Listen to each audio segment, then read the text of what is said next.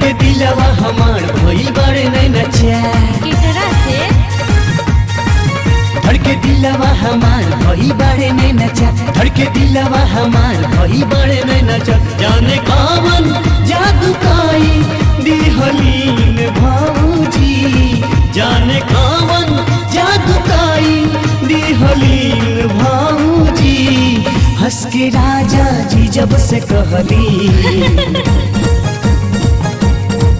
हंस के राजा जी जब से कहली सबसे छोटकी तो हर बहिन भौजी हंस के राजा जी जब से कहली सबसे छोटकी तो हर बहिन भौजी धड़के दिलवा हमार भई बड़े नैना चार धड़के दिलवा हमार भई बड़े नैना चार जाने कौन जादू काई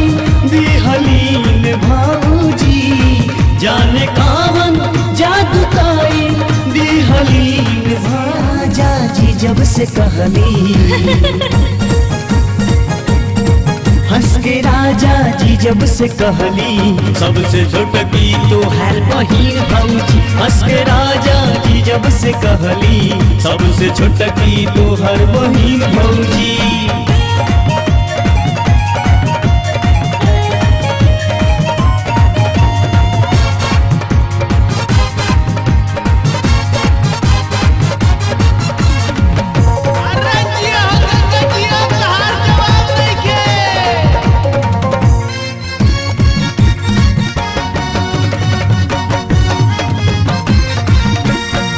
भौजी हो तनी सुना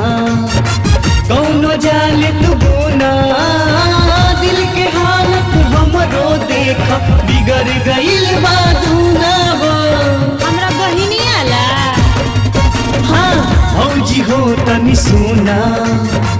कौनो जाले तू बोना दिल के हालत हमरो देख बिगड़ गइल बादूना भइली हम तलाचार गइली उनका से प्यार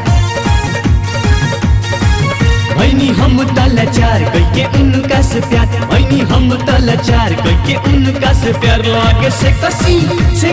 औरी नमकीन भौजी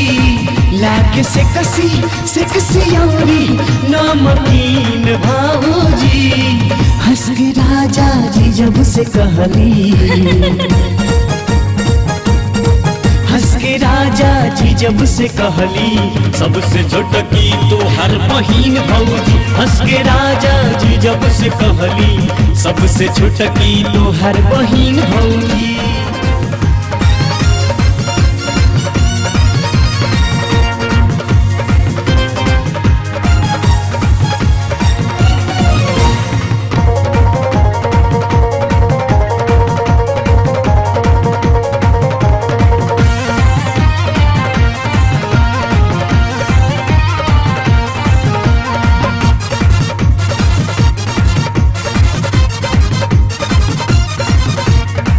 एक पल के जुदाई हमसे नहीं सहाई मरत गइनी सही क्या तू और देलू मुआई हो हम ही पगलौले बनी हाँ एक पल के जुदाई हमसे नहीं सहाई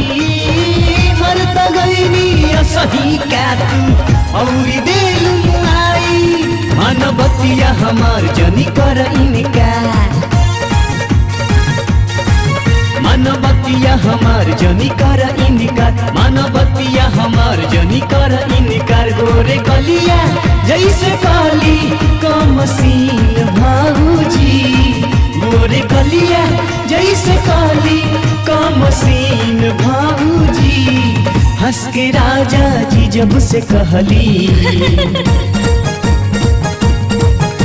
के राजा जी जब से कहली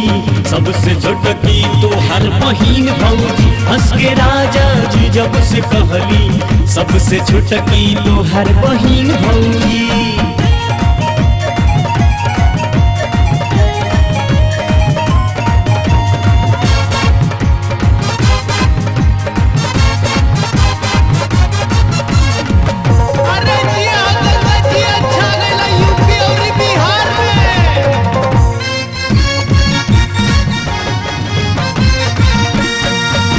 देखते दिलवा घबाई